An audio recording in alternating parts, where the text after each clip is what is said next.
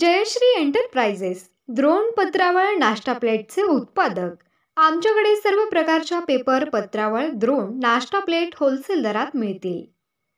आमचा पत्ता मालन निवास स्वप्नशिल्पनगर पानमळा शिर्डी। मोबाईल क्रमांक 9970367135।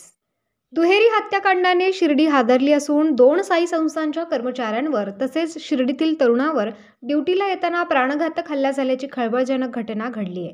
3 वेगवेगळ्या ठिकाणी तिघांवर चाकूने वार करण्यात आले तर दोघांचा या घटनेत मृत्यू झालाय, तर एक जण गंभीर जखमी असून त्याच्यावर लोणी येथील प्रवरा रुग्णालयात उपचार सुरू आहेत। दोघे साई संस्थान कर्मचारी पहाटे ड्युटीला येताना ही घटना घडली आहे।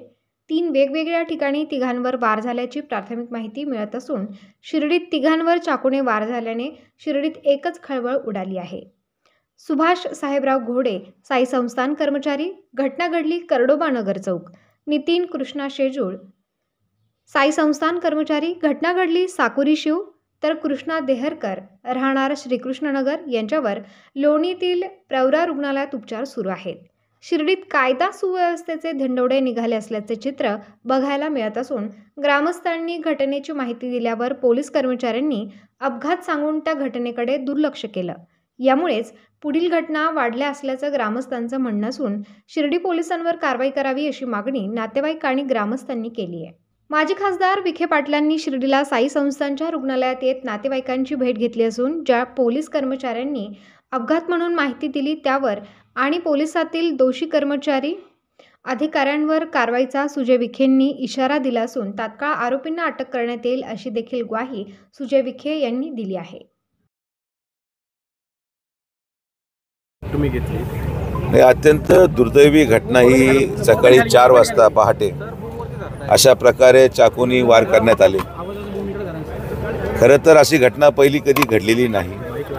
ही अचानक झालेली एक निर्घुण हत्या आणि कृत्य आपल्या परिसरामध्ये घडलं आणि 4च्या सुमारास झाल्यामुळे फार लोक जागे नव्हते। हा निरोप येता येता 6-7 वाजले तर 2 बॉड्या वेगळ्या वेगळ्या स्पॉटवर सापडल्यात।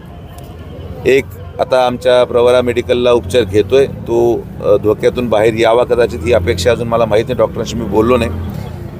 पण हे जे 2 लोक CCTVवर दिसतात, ज्या पद्धतीने हे कृत्य झालेलं आहे आणि परत एकदा तोच मुद्दा ऐरणीवर आला जो मी माझ्या वक्तव्याने बोललो की शिर्डीमध्ये हे जे मोफत अन्नछत्र यामुळे वाढती गुन्हेगारी आणि यामुळे हे जे बाहेरचे लोक आलेले असावेत रोजगाराच्या माध्यमातून किंवा या सगळ्या प्रक्रियेच्या माध्यमातून जे शिर्डी मोफत करून ठेवलेली आहे त्याच्या माध्यमातून